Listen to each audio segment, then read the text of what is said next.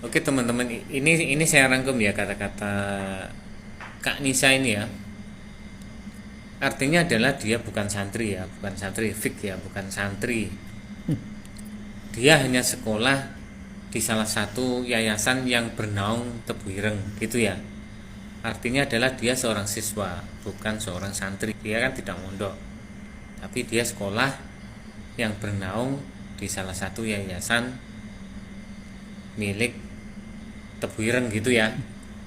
Jadi fik teman-teman, jadi jelas ini bisa sebagai acuan dan mudah-mudahan pihak penyidik, mudah-mudahan juga para jaksa, hakim tahu hal ini. Jadi ini juga sebagai bentuk bahan pertimbangan akurasi ya, akurasi kata-kata si Sahara ini. Jadi semua kata-katanya sejak awal di media itu adalah sebuah kebohongan besar. Artinya kalau di persentase itu kemungkinan ya 98% lah. Jadi cuman 2% aja ini yang benar dia itu. Jadi orang-orang seperti ini intinya tidak bisa dipercaya ya teman-teman ya. Dia cuman playing victim, dia akan menutupi kebohongan demi kebohongan. Jadi ya ini nanti biarlah hakim yang akan memutuskan. Dan Hakim yang akan memutuskan. Supaya kita semua tahu bohong demi kebohongan itu apa-apa aja. Karena ya Emim juga bisa melaporkan balik atas fitnahan karena dituduh pelecehan seksual. Pengacara Sahara tak bergeming saat ditanya laporan pelecehan. Saya mau nanya sih WKWKWK. kasus Pak Yaimin ini yang masuk kategori katanya kan sempat mau dilaporkan pelecehan ya. Itu pelecehan fisik atau pelecehan apa itu, Bang Jaki? Jadi tunggu saja, kan sudah masuk ke penyidik, nanti kan diumumkan nanti sama penyidik ya, ditunggu saja. Iya, maksud saya ini kan gini, kalau misalnya fisik kan pasti ada hasil visum dari rumah sakit gitu loh. Ditunggu saja. Makanya kan namanya netizen ini kan pelecehan ya itu kan yang kami orang awam ini, pelecehan itu dari segi apa pelecehannya itu loh. Cuma itu aja, Bang Jack. Jadi biar dijawab sama penyidik besok. Kalau sudah ada pengumuman ditunggu aja ya. Kak Jaki mau tanya, ketika pertama kali video di up itu Mbak Sahara itu sudah sowan ke jenengan belum? Saya pegang case-nya Mbak Sahara itu setelah Mbak Sahara itu up video di TikTok dan viral itu. Kemudian datang ke saya dan setelah saya pegang kuasanya saya stop untuk tidak bikin video. Sampai sekarang alhamdulillah Mbak.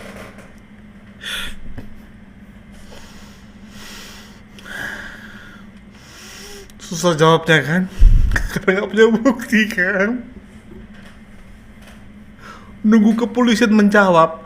Polisi pun gak akan menjawab itu semua karena memang ditolak, nggak ada bukti-buktinya. Oh, sampai kapan kita menunggu? Ini sama aja kita kayak lakukan pekerjaan yang nggak mungkin.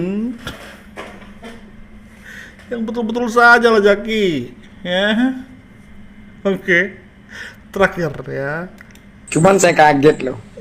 Saya ngomong sedikit aja dipelintir. Bahkan saya didoxing kehidupan pribadi saya, katanya saya punya hutang lah, inilah. Ya urusan saya punya hutang sama siapapun kan urusan pribadi saya. Dan itu kan bukan sebuah kejahatan. Begitu loh. Nah, itu yang pertama. Yang kedua, tadi malam itu saya kan hanya ngomong begini dan itu dipersoalkan. Saya selama ini tidak pernah bawa-bawa suku, ras, dan lain sebagainya. Justru yang sering memancing ke arah sana itu kan Pak Muslimin, cuman kami itu meredam. Saya kemarin hanya ngomong begini loh, itu pun dipelintir. Saya kan Monggo. hanya ngomong sejarah. Bang Jaki, monggo Bang Jaki Jen. Ini sempat kemarin sempat saya gak terima kalau membawa suku walaupun sebagai pengacara yang sahara kan gitu. Monggo Enggak. saya Saya coba cari ada nggak statement saya yang bawa suku? Ada nggak? Cuman kemarin kan saya bercerita, saya ini kan hanya menyampaikan sejarah. Kemarin Pak Muslimin itu bilang bahwa tidak ada kata damai, dan bahkan Pak Muslimin bilang mau berperang pakai strateginya Majapahit. Betul atau tidak? Itu berseliweran itu Fitri.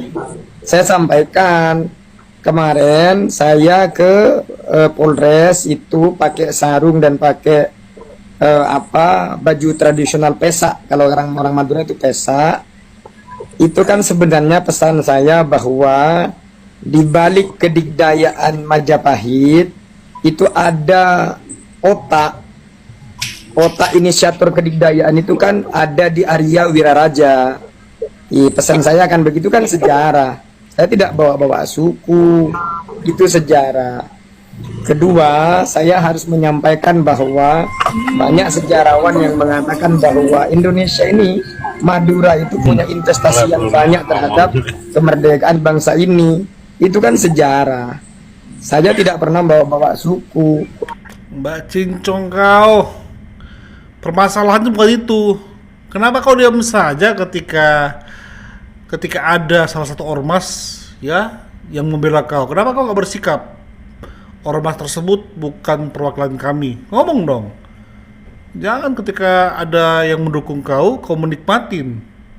Ketika kau diserang karena memakai itu, kau klarifikasi. Mental pecundang memang ini, ya. Ya Imim, sikat, gaspol sampai berbaju orange. Thank you. Bye bye.